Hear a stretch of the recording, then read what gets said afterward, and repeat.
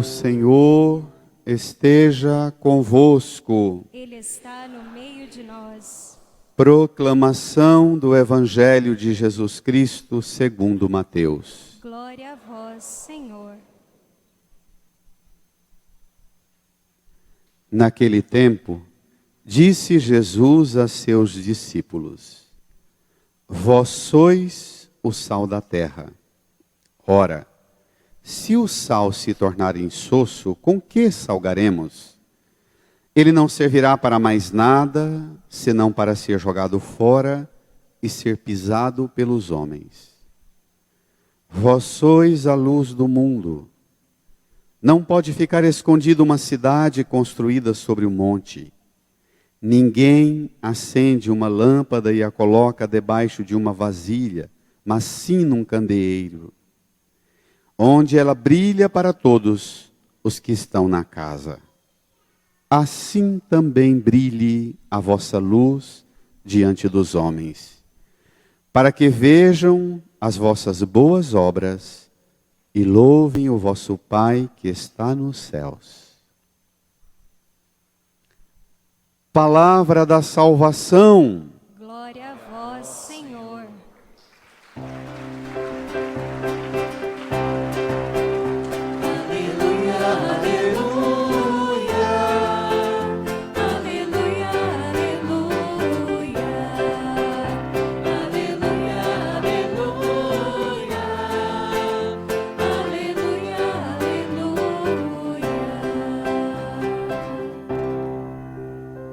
Sentados, rezemos num tempo de silêncio, pedindo o auxílio do Espírito Santo, que com o seu poder, ele ajude-nos a compreender a profundidade dessa palavra que acabamos de ouvir.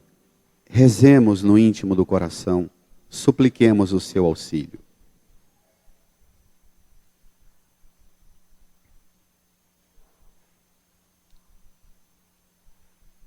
Amém. Queridas irmãs e irmãos, estamos caminhando com Jesus através do Evangelho de Mateus. Hoje nós estamos no capítulo 5. Na verdade, teríamos começado domingo passado o capítulo 5 com as bem-aventuranças, mas por causa da festa da apresentação do Senhor, nós deixamos esse texto das bem-aventuranças e fomos celebrar a apresentação do Senhor. Hoje, eu já inicio pedindo e fazendo uma recomendação. Uma tarefinha para casa. Essa semana, leia muitas e repetidas vezes o capítulo 5 de Mateus. Vai te ajudar imensamente. Depois da Quaresma e da Semana Santa e da Páscoa, do tempo da Pascal, depois de Pentecostes, nós voltaremos a ler o Evangelho de Mateus, e aí a gente vai completar o capítulo 5, 6 e 7, que tem uma unidade. Esses 3 capítulos são o grande discurso de Jesus no Sermão da Montanha. Ele é introduzido assim: naquele tempo, vendo Jesus grandes multidões, subiu ao monte, sentou-se, e seus discípulos se aproximaram, e ele começou a ensiná-los, dizendo, aí vem as bem-aventuranças. Terminadas as bem-aventuranças, imediatamente, o resto do capítulo 5, todo o capítulo 6 e 7, continuam o Sermão da Montanha. Vamos ver o que tem para hoje no Sermão da Montanha. Mire nesta cena, você numa montanha, Jesus no topo da montanha sentado, os discípulos sentados bem próximos dele, e ele dando um grande ensino. Claro, se ele está falando para a multidão, ele vai usar uma linguagem absolutamente acessível. Mas o problema da linguagem acessível é que às vezes a gente pensa que a compreensão é um dado posto. Isso a gente não precisa nem falar muito não, quando Jesus usa a palavra tão simples, a gente pensa, isso é tão claro, nem tem muita coisa para aprofundar. Hoje você vai mudar a sua opinião sobre isso. Vamos lá? Tome. Naquele tempo, disse Jesus a seus discípulos, brada. Vós sois o sal da terra. Ora, se o sal se tornar insonso, com que salgaremos? Ele não servirá para mais nada, senão para ser jogado fora e ser pisado pelos homens. Espere lá. Regra de ouro. O discípulo, a discípula de Jesus, perto dele, diante da multidão, se distingue do mundo, porque o discípulo, a discípula de Jesus veio a este mundo para ser sal da terra. Sal, na linguagem comum, serve para duas coisas. Para realçar o sabor e não para dar sabor. Gente que come sal demais tem um palato péssimo. Você tem que educar o seu palato, porque o sadio é você colocar pouco sal, porque ele deve apenas realçar o sabor do alimento. Depois, a função do sal é também conservar, fazer retardar o processo de perda do alimento, fazer durar. Todo mundo já viu a cena aqui no Goiás, da carne seca, salgada, de pendurada no sol para secar e ficar saborosa e realçar o sabor da carne. Então, quando Jesus diz que é para nós sermos sal e luz, ele está dizendo que nossa missão no mundo é realçar o sabor do mundo que Deus criou. E nossa missão no mundo é fazer conservar o que existe no mundo e que é bom. Olha que coisa impressionante. Quando Jesus diz a você que é pai, mãe, esposa, esposo, filho, você é sal da terra, imediatamente você pensa na sua esposa, no seu filho, no seu esposo e diz, eu entrei na vida dele, dela, para tornar a vida dele e dela com um sabor mais realçado e para fazer a vida dele, a vida dela, conservar e prolongar e perdurar naquilo que tem de bom. Jesus diz que se o sal se tornar insosso, não serve mais para nada, senão para ser o quê? Jogado fora e ser o quê? Pisado pelos homens. Para as nossas crianças, mesmo para nós mais velhos, nós não temos experiência, acho que ninguém aqui contará, de ter comprado um sal que ficou guardado e perdeu o sabor. Se tornou insosso. Tem?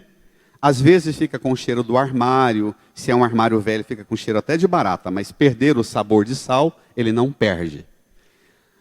A gente precisa ir no tempo de Jesus, ilustrar com a forma com que a cultura e o ouvido de quem escutava a pregação de Jesus entendia.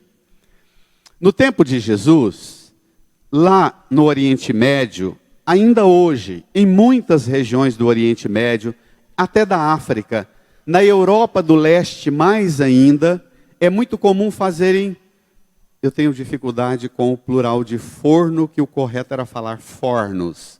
Vocês desconsiderem a exigência do ouvido de vocês, bem educado na escola da gramática, e aceitem-me falar fornos no plural, sem entortar muito fornos.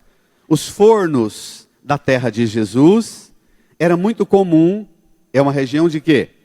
De períodos frios, de pouca vegetação, pouca madeira, pouca lenha para aquecer, não existia outro combustível, não é? A base do combustível para fazer o forno funcionar, madeira, pouca madeira, e região fria. Então, mas região também com solos, e inclusive montanhas rochosas gigantescas, que fazem cavernas enormes, onde tem muito sal. Eles descobriram uma técnica curiosa. Iam lá, pegavam blocos de sal, tijolos assim, blocos mesmo de sal, vinha aquele forno, como os nossos fornos de pizzaria aqui do Goiás. revestia aquele forno com aqueles blocos de sal. Aquilo tem uma função importantíssima para reter a caloria. Retém a caloria, faz durar mais tempo a temperatura do forno e faz equalizar, homogeneizar a temperatura e o assamento fica bom demais. Tem que considerar que os pães de lá são os melhores do mundo, né? Então, eles pegavam aquelas pedras de sal, revestiam o forno e tinha uma coisa curiosa. Até hoje, quem vai na Grécia, isso é muito comum, esses fornos assim nas vilas, no beco de uma rua, e as pessoas ficam, muitas equipes amassando, fazendo aquelas massas mais bonitas e muitas equipes revezando o mesmo forno, assando os pães. Então, tem uma coisa curiosa que o bloco de sal tirado na rocha reveste o forno. Os primeiros pães ou coisas assadas lá tinham um sabor finíssimo. Por quê?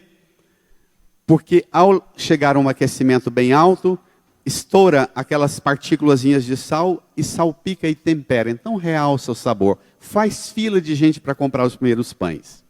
Aquele trem delicioso, cheiroso, gostoso, bem assado. Imagina isso num ambiente frio. Só que o forno levado sempre, muitas vezes, a alta temperatura, o processo químico, físico do sal, ele perdia o sabor. É levado a alta temperatura. Eles tiravam aqueles blocos de dentro do forno e faziam o que com aquilo?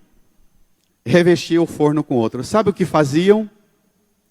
Como os caminhos são muito pedregosos, montanhosos, arenosos, e eles sobem distâncias longe, assim, às vezes nos encravados das montanhas para encontrar um lugar com pouco vento, para não esfriar o forno logo. Então, eles pegavam aqueles blocos de sal e jogavam no caminho para o burro, para o jumento carregando a carga das farinhas, os cestos de pães, firmar e criar um terreno bom para carregar essa carga. Quando Jesus diz que o sal se tornar insosso não serve mais para nada, senão para ser pisado pelos homens, as pessoas escutavam isso e lembravam da cena de quando de manhã iam comprar o pão no forno e viam aquele tanto de pedra de sal, o caminho branquinho de sal. Mas agora eu vou propor um exercício mais delicado. Pode pegar pesado. Depois de uma poesia tão bonita dessa do forno, Jesus diz que se você se tornar uma pessoa sem sabor, sem graça, a única serventia sua é ser pisado pelos homens. Cuidado. Pare de brigar e de ficar só ocupando-se com quem tem pisado em você e reclamando como vítima que você é pisado. A partir de hoje, tire o olho do pé de quem pisa em você. Olhe para você e pergunte: será que eu não perdi o sabor? Será que eu não preciso cuidar de mim? Será que eu não preciso melhorar minha qualidade de presença nessa família, nesse casamento, nesse trabalho, nessa igreja? Será que eu não estou sendo pedra de sal que as altas temperaturas, os processos, as tribulações, os sofrimentos tiraram de mim o sabor e eu estou quase na hora de ser jogado para assentar buraco de caminho? Eu sei que isso é difícil, do ponto de vista psicológico, emocional, não é nada fácil fazer uma revisão de vida dessa. Perguntar a si, se estão pisando em mim, é porque são cruéis demais ou é porque perdi o sabor? Às vezes as duas coisas. Não é impossível que quem esteja pisando em você seja cruel, não. Mas não é impossível que sua vida tenha perdido o sabor. E Jesus Jesus é a fonte excelente que garante a você e devolve a você o sabor original no plano da criação de Deus. Recorra a Ele, que você sairá dessa igreja hoje sendo a coisa mais saborosa. Amém? Segunda sentença, versículo 14. Vamos lá? Vós sois a luz do mundo. Não pode ficar escondida numa cidade construída sobre um monte.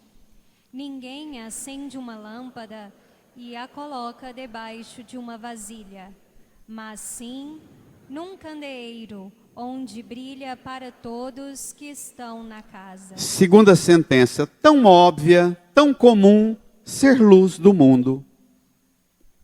Você pensa, legal. Ser luz é ser como essa lâmpada aqui iluminando. Vou te dar um conselho que eu dei também para mim. Tomemos cuidado para a gente não sair dessa missa com complexo de lustre, complexo de candelabro, querendo que todo mundo fique olhando para nós e dizendo, que candelabro lindo, que lustre lindo. Aqui não é Jesus querendo cultivar em você um desejo de uma vaidade narcísica tão escravizante como essa que domina a nossa sociedade e a nossa cultura.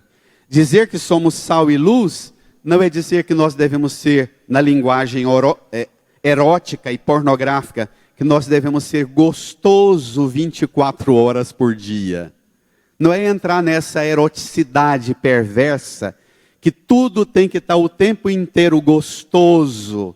Não tenha medo de não ser gostoso, gostosa na linguagem da erótica do mundo de hoje. Sabor e luz tem uma dimensão muito mais fecunda do que ser o deslumbre de um lustre, que todo mundo entra na sua casa e mais fala do lustre do que da sua companhia e da sua casa.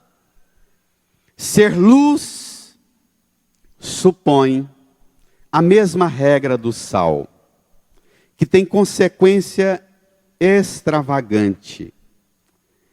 Na verdade, quando Jesus chama a gente para ser luz, essa linguagem da iluminação da pessoa, ela é comum em quase todas as grandes tradições religiosas do mundo.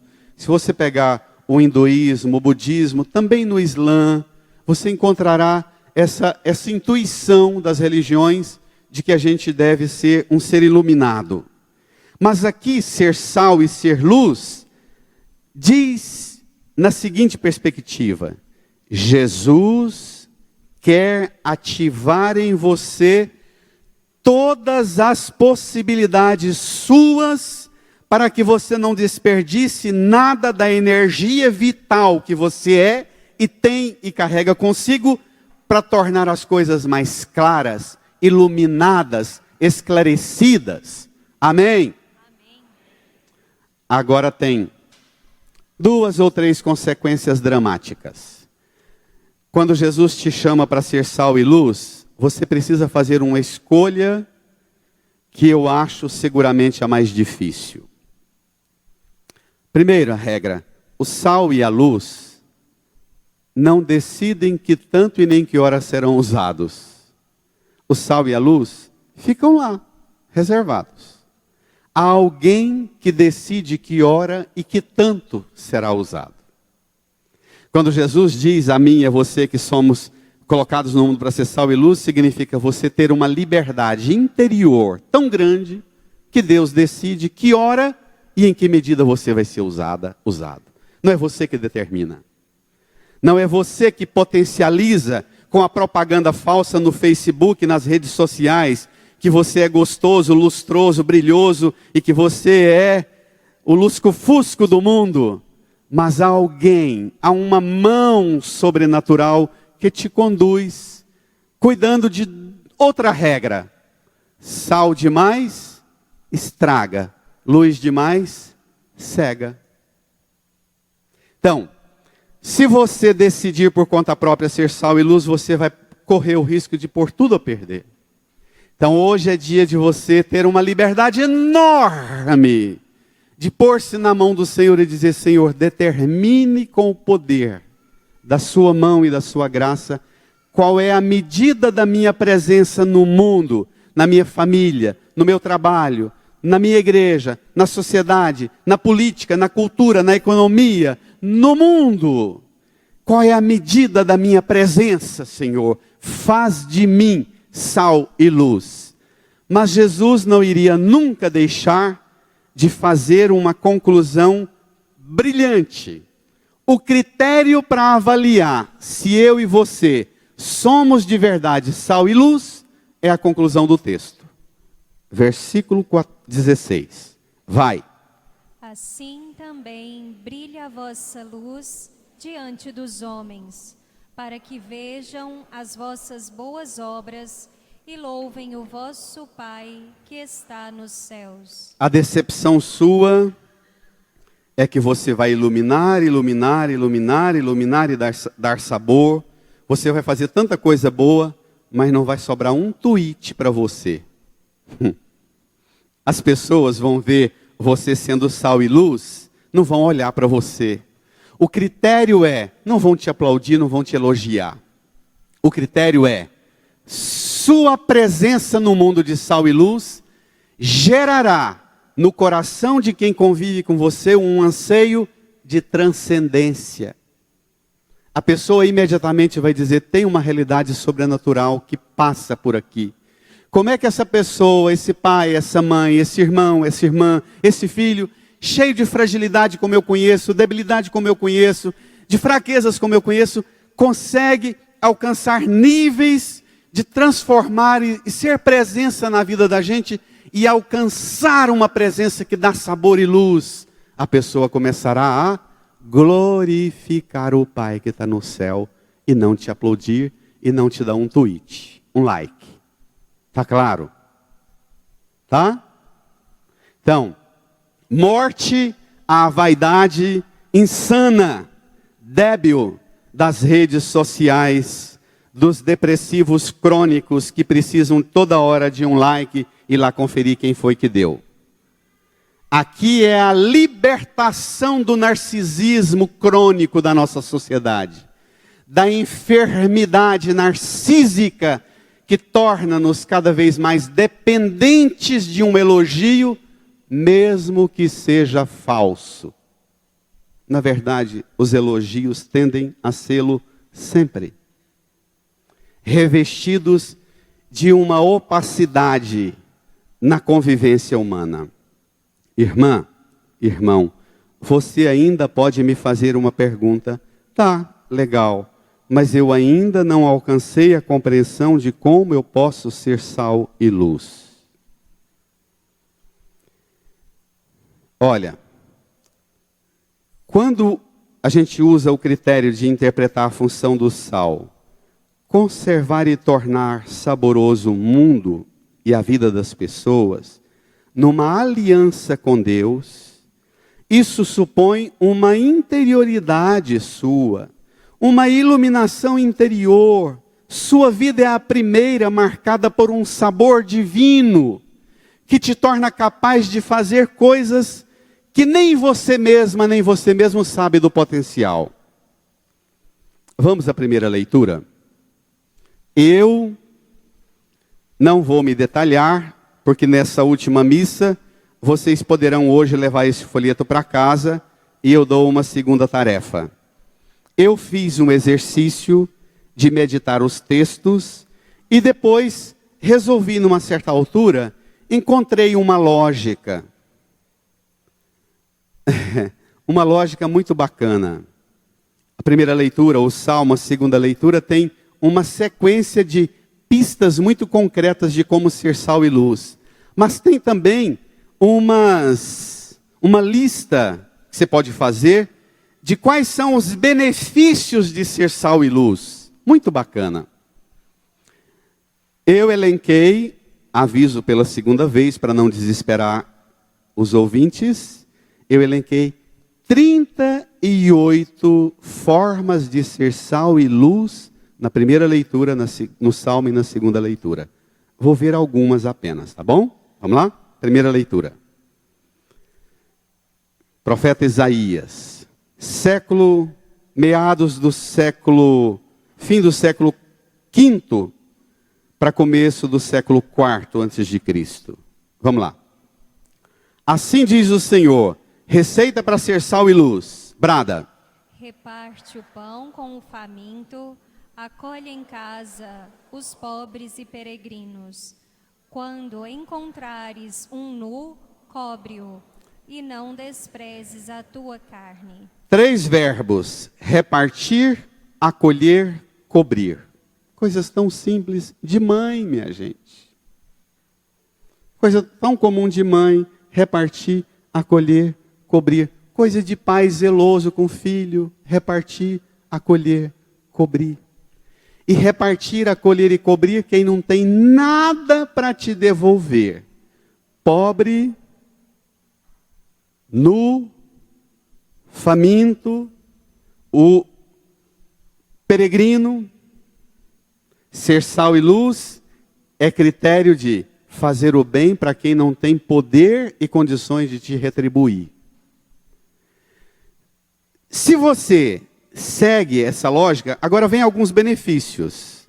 Se você reparte, acolhe e cobre, olha a força sobrenatural do que te ocorre. Verso 8, leia.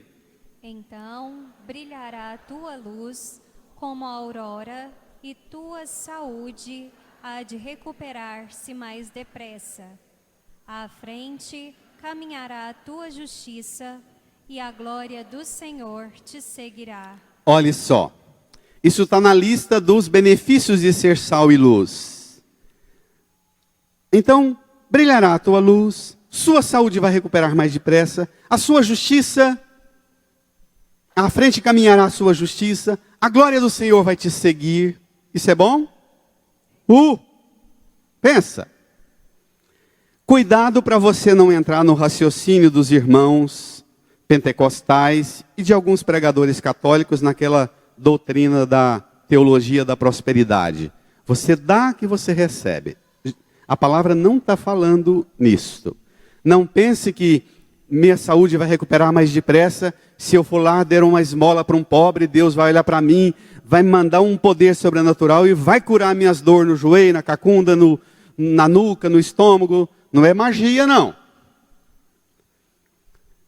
Quando os médicos, se tem médico aqui, tem. Psicólogos também tem. Muitas vezes, tratando o paciente, tem que dizer para ele assim, olha, você desculpe entrar nessa área que não é a minha, da saúde, mas essa doença está lembrando mais de você do que... Você está lembrando mais dessa doença do que ela de você. Isso é comum os médicos dizerem, não é? Então, procure uma causa. Entre num projeto. Você frequenta alguma igreja? Conheço tantos médicos que dizem isso. Você conhece alguma igreja, participa? Procure uma obra de caridade, um jeito de fazer o bem para os outros. Isso vai dar sentido para a sua vida. A pessoa sai, vai ao encontro de realidades de sofrimento infinitamente maiores, ela volta para casa. Ela que está 1 ano, 2 anos, 5 anos, 10 anos, tratando da saúde e nada sara, e ela só reclama e geme, e está se tornando um inútil para tudo quanto é trem, e numa abundância, numa fartura de tanta coisa, ela começa a olhar uma realidade infinitamente mais grave do que a dela, ela volta para casa agradecendo por tudo que tem, e ainda pelo bem que pôde fazer, e ela até esquece das dores dela. Então, é nesse sentido a caridade. Não é a doutrina da retribuição, não. Cobre que a sua saúde vai recuperar, a glória vai te acompanhar, não. Está claro? Eu disse que vou pegar apenas alguns aspectos de como ser sal e luz. Você vai levar essa palavra para casa e vai detalhar-se sobre ela. Mas agora vem as consequências. Para ser sal e luz tem uma regra de ouro, que ainda nós não tratamos isso. O que eu faço para ser sal e luz? Quais são os elementos que bloqueiam as possibilidades minhas e suas de ser sal e luz? Pense nos seus afetos. É sempre mais fácil entender isso a partir dos afetos. Amizade, esposa, esposo, namorado, os amores da sua vida. Vai te assustar, mas vai te libertar profundamente, vai te curar profundamente o que vem. Olha, vamos lá? Então invocarás o Senhor e Ele te atenderá. Pedirás socorro e Ele te dirá, eis-me aqui. Espere lá. Imediato ponto e vem um se. Um se. Se você é daquelas pessoas que cultivam uma vida espiritual, invoca o Senhor e sente que não é atendida, pede socorro e não escuta o Senhor dizer para você assim, como você às vezes diz para as pessoas que te chamam, você diz, eis-me aqui, pois não. Se você é daquelas pessoas que passa às vezes, por períodos longos de aridez espiritual, reza, pede a Deus, e não vê sinal de Deus, a palavra te dá 3 regrinhas de ouro. A partir de hoje, você não mais vai reclamar porque o Senhor não te diz, eis-me aqui. Você mesmo, sentindo que Ele está longe, vai desconfiar de você e não mais de Deus. Regra de ouro. Primeira, se destruíres Ah não, igreja, tenha dó, R$6, porque o trem aqui é sério. Tenha dó, acorda. Se destruíres teus instrumentos de opressão. Segundo. E deixares os hábitos autoritários. Terceiro. E a linguagem maldosa. Ai, ai, ai. Ai, ai, ai. Nós vivemos numa sociedade eminentemente marcada pela violência. Não só aquela violência no plano das estatísticas de quantos morrem, em todas as formas de violência no mundo, mas nós vivemos numa sociedade também de nossa violência, nós violentos contra nós mesmos, contra a saúde do nosso corpo, nossa vida espiritual, nossa vida moral. Há uma violência incrustada de forma crônica em nós, no mundo. E o Senhor diz que a partir de hoje há uma possibilidade de você cultivar uma vida espiritual. Invoca o Senhor, Ele te atende. Pede socorro e Ele te diz, eis-me aqui. Regra número 1, para que você escute o som da voz de Deus te dizendo, eis-me aqui. Tenha coragem de fazer um diagnóstico, talvez o mais difícil e pavoroso da sua vida. Quais são os meus instrumentos de opressão? Olha, eu vou dizer para vocês que eu tive alterações hormonais, químicas e físicas de tudo quanto é natureza essa semana. Fiz um exercício. Peguei o boi pelo chifre e peguei essas 3 palavras de comando. E passei a semana pedindo ao Senhor para dizer-me, porque a gente tem muita dificuldade de a gente mesmo identificar. Geralmente é quem convive conosco que sabe quais são os instrumentos de opressão que a gente usa e tem. A gente geralmente não acha que é. A gente acha que os armamentos de guerra da China, da Coreia, da Rússia, não é? Dos Estados Unidos, aquela marcha militar estrondosa com aquela potência de guerra, quando a gente olha para aquele arsenal de guerra todo, a gente fala, não, isso é para proteger a minha paz. A gente pensa que os armamentos da gente, os instrumentos de violência e de guerra da gente é para proteger a gente. E a palavra de Deus está dizendo que nós não precisamos desse arsenal. A palavra de Deus está dizendo que a partir de hoje, pegue os seus instrumentos de opressão e destrua-os. Talvez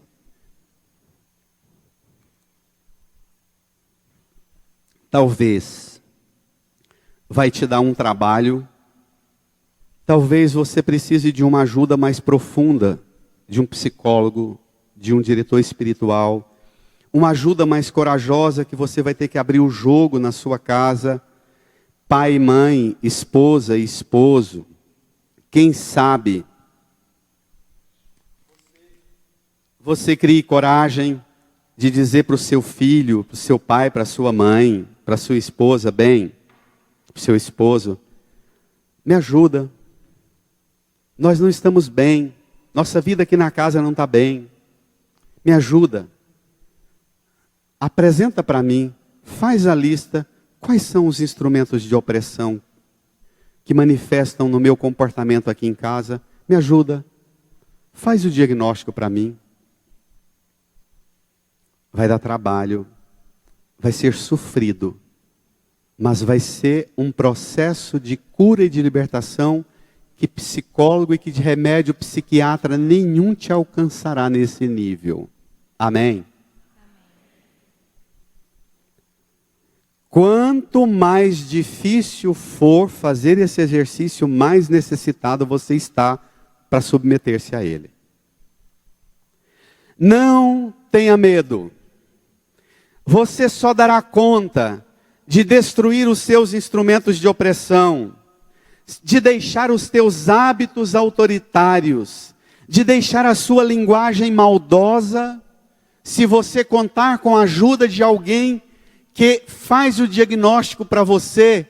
Qual é a linguagem maldosa? Pedir uma criança na sua casa, faz a lista das palavras grosseiras, maldosas que eu uso aqui, apresenta para o papai e para a mamãe. Pensa. Vou dizer uma coisa também desconfortável para ser dita. Nós vivemos numa sociedade de linguagem agressiva.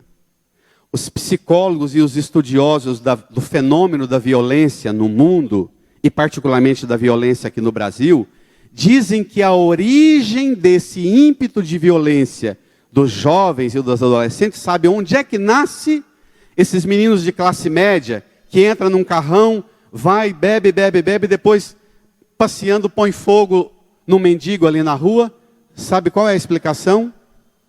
Uma das linhas de interpretação da psicologia, o menino passa a vida inteira escutando o pai, dentro de casa, assistindo futebol e falando dos times que ele não gosta. É um idiota, é um escroto, é um lixo, não gosto, o time tal não vale nada. E a linguagem para se referir ao outro time é de um nível de agressividade, de maldade, que a criança nunca consegue digerir aquilo e aquilo fica eletrizante no cérebro dela.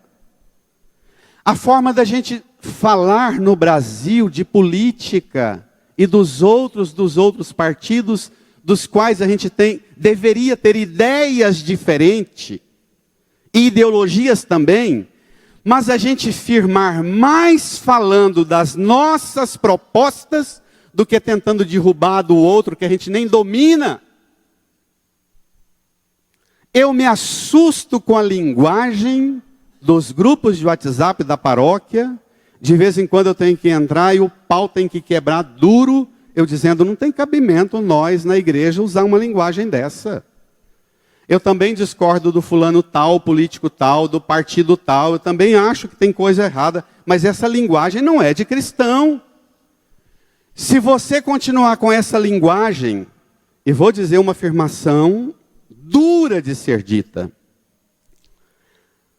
nós vivemos uma crise de identidade nunca vista na história, mas uma crise de identidade pela primeira vez que atingiu de forma dramática a classe média, que sempre foi a classe do bom senso, da formação, de intelectuais formados, qualificados, capacitados para estabelecer um tipo de nível mediano de intermediação das relações e de diálogo para a superação das contradições. Porque é quem tem poder de estudar, de pesquisar, de viajar.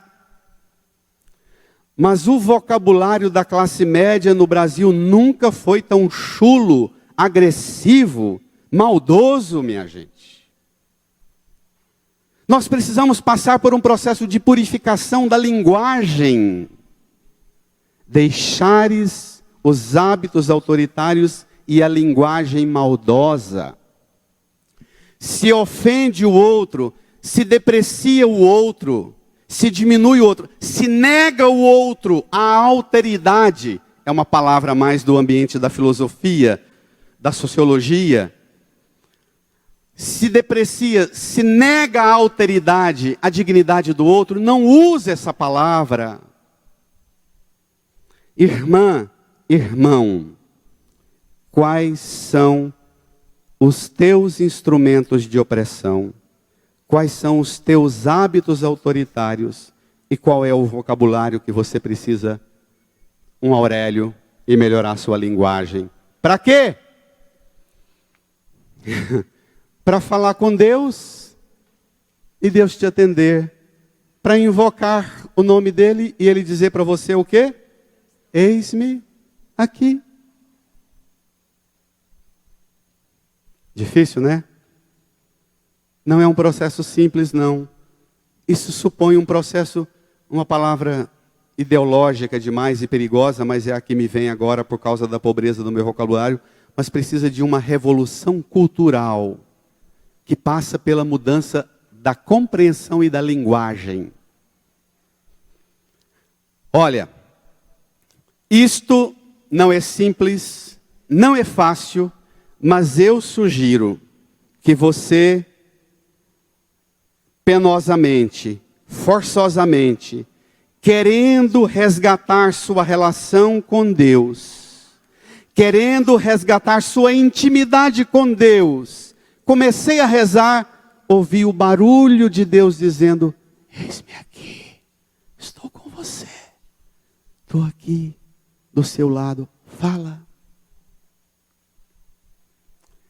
Isso só ocorrerá se passar por esse processo. Repito, desculpe minha repetição e insistência.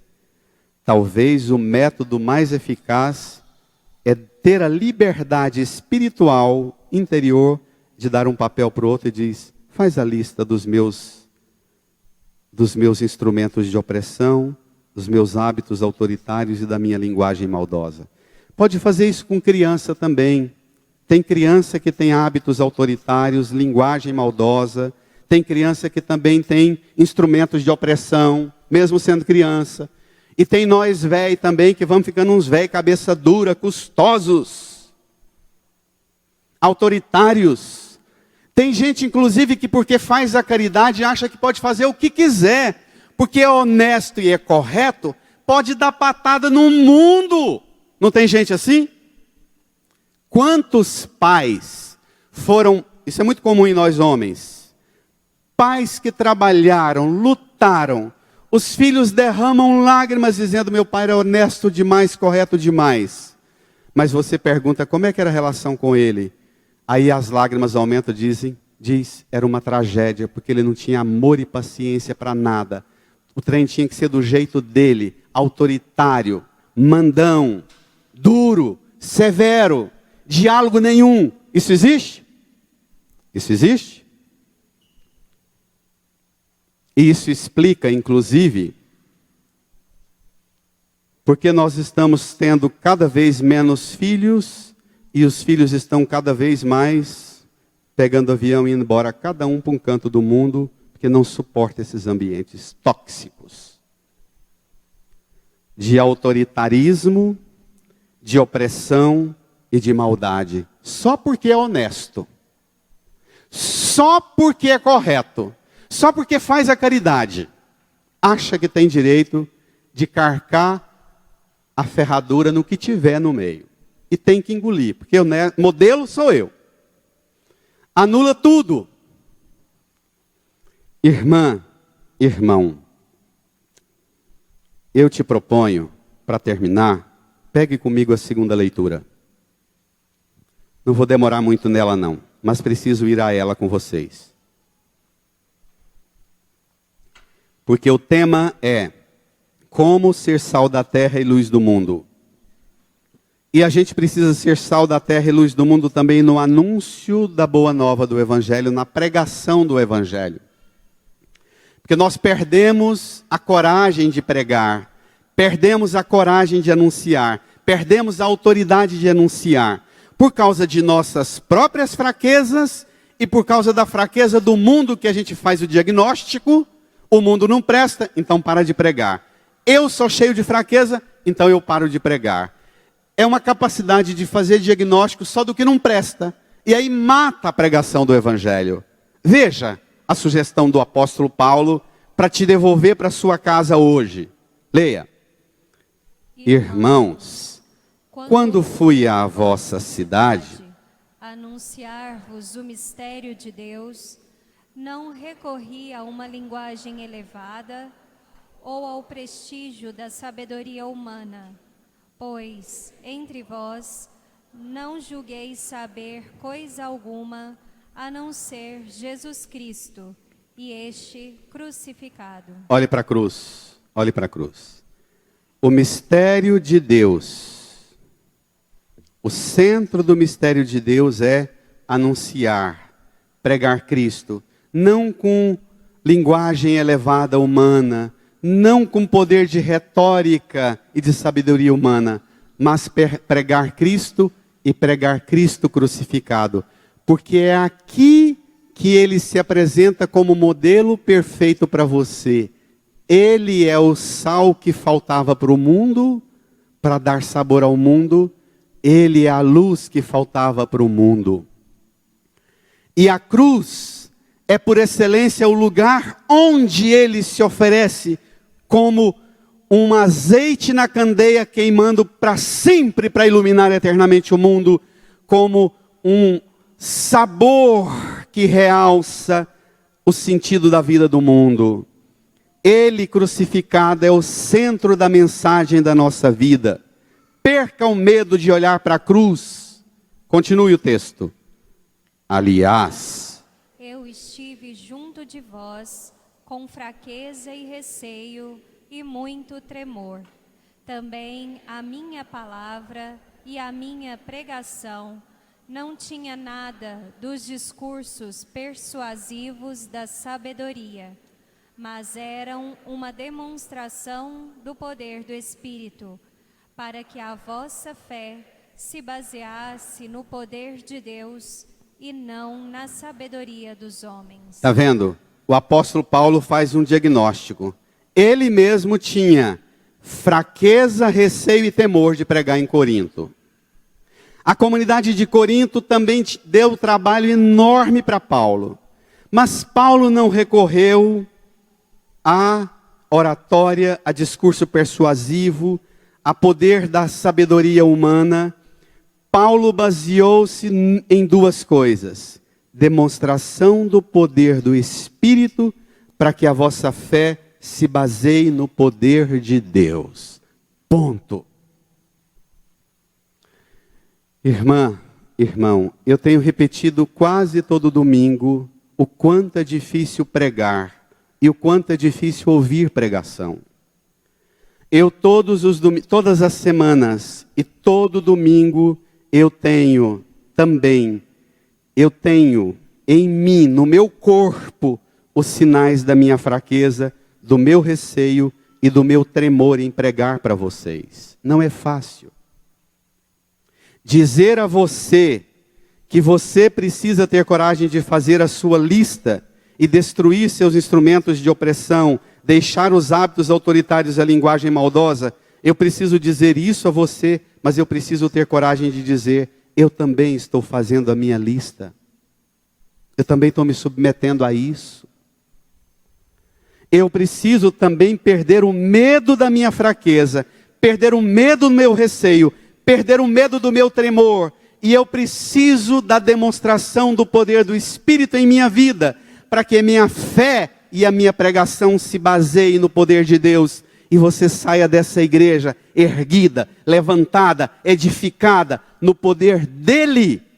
Que você pode estar uma carne azul apodrecendo. Se esse sal for derramado em você, você será regenerada eternamente, regenerado eternamente. Amém.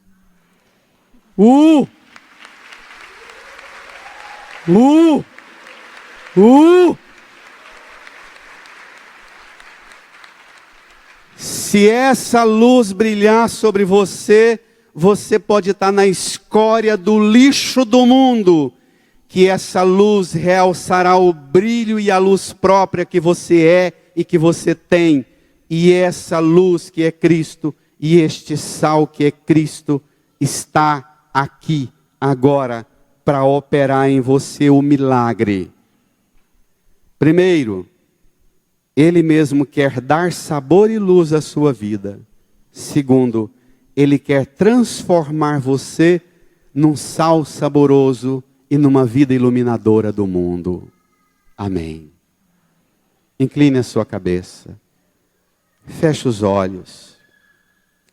Imagine você lá na montanha. O barulho, o vento. Lá no Monte das Bem-aventuranças. Jesus ensinando a você. Você escutando essa palavra e pensando nas suas dificuldades práticas de enfrentar essa transformação na sua vida. E o sopro do Espírito Santo que Jesus dá sobre você, o sopro de amor que Ele dá sobre você, te capacita e te qualifica, te regenera. E você encontra dentro de você uma força sobrenatural, que faz você erguer-se daquela montanha, e dessa montanha hoje, e voltar para casa, um homem novo, uma mulher nova, renovados na autoridade e no poder de Cristo, o sal e a luz eternas que nós precisamos. Fale com Ele. Converse com Ele. Abra seu coração a Ele.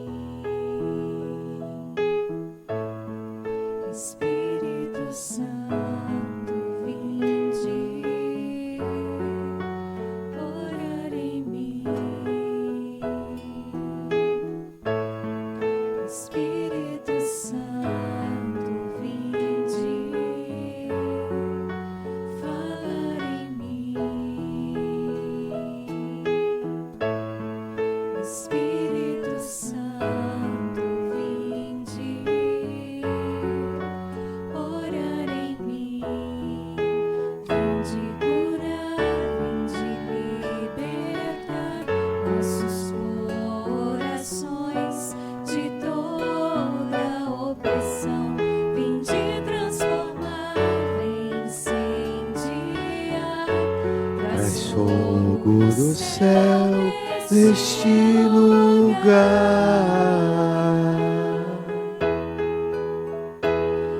incendeia minha alma, incendeia minha alma, incendeia minha alma, Senhor.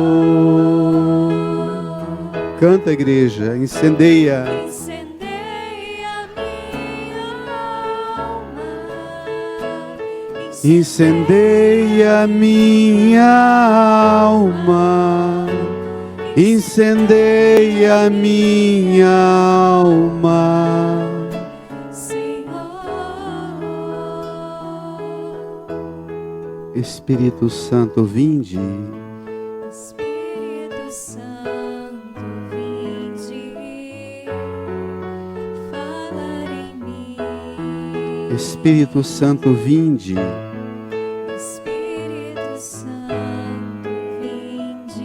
Orar em mim. Orar em mim. Vinde curar. Vinde curar.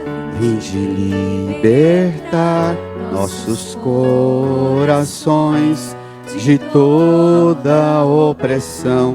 Vinde transformar te incendia, traz fogo do céu neste lugar. Canta, solte a voz. A minha alma, incendeia a minha alma, incendeia a minha alma. Fique de pé, eleve suas mãos para o alto. A minha alma, incendeia a minha alma, incendeia a minha alma, Senhor. Deixe o folheto no banco, estenda as duas mãos aqui para a cruz. Reze comigo. Senhor Jesus, eu creio firmemente nesta palavra e aceito esta palavra. Serei obediente a esta palavra. O Senhor hoje me convida a ser sal e luz e provocar nos corações o louvor a Deus, a glorificação a Deus. Jesus, eu aceito ser sal e luz, porque o Senhor mesmo é o meu sal, a minha luz. Eu te peço, pelo poder do seu sangue, da sua morte, da sua gloriosa ressurreição, da sua vitória sobre o pecado e sobre a morte. Eu aceito, no nome do Senhor, obedecer essa palavra. Vem, Jesus, me ajude.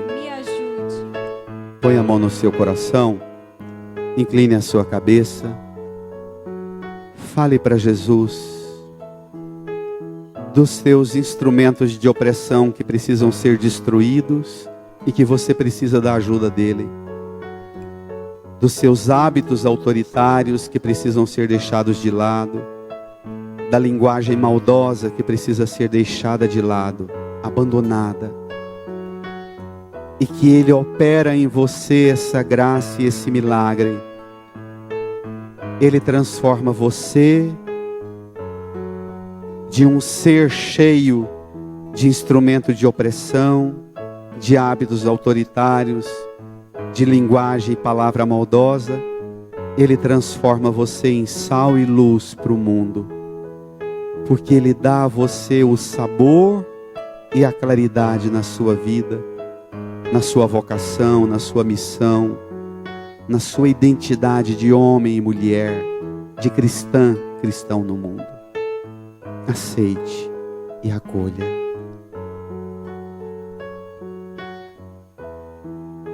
Respire fundo e aliviado, e comece a agradecer a Ele. Comece a louvar o Senhor, a glorificar a Ele por esse milagre, por essa cura e libertação que Ele opera em você, essa transformação da sua vida, do que você é na sua essência mais profunda. Ele resgata sua identidade genuína do que existe de bom em você, do que você é das mãos de Deus. Agradeça e louve o Senhor. Obrigado, Senhor. Nós te louvamos, te glorificamos pelo poder da sua cruz, o poder do seu nome, o poder da sua morte, da sua ressurreição, o poder da sua graça que opera em nós, um sabor novo, uma luminosidade nova. Amém, Jesus. Amém. Irmão e irmã, invoco sobre você que nos acompanha pelas redes sociais, pela internet, a graça da bênção de Deus sobre você. O Senhor esteja convosco, Ele está no meio de nós. Manifesta, Senhor, seu poder e sua misericórdia. Abençoe a todos aqueles que buscam o Senhor e através dos canais das redes sociais anseiam pelo encontro com a palavra do Senhor. Abençoe, guarde e santifique a cada uma, a cada um, em nome do Pai, do Filho e do Espírito Santo. Amém. Boa semana, Deus te abençoe.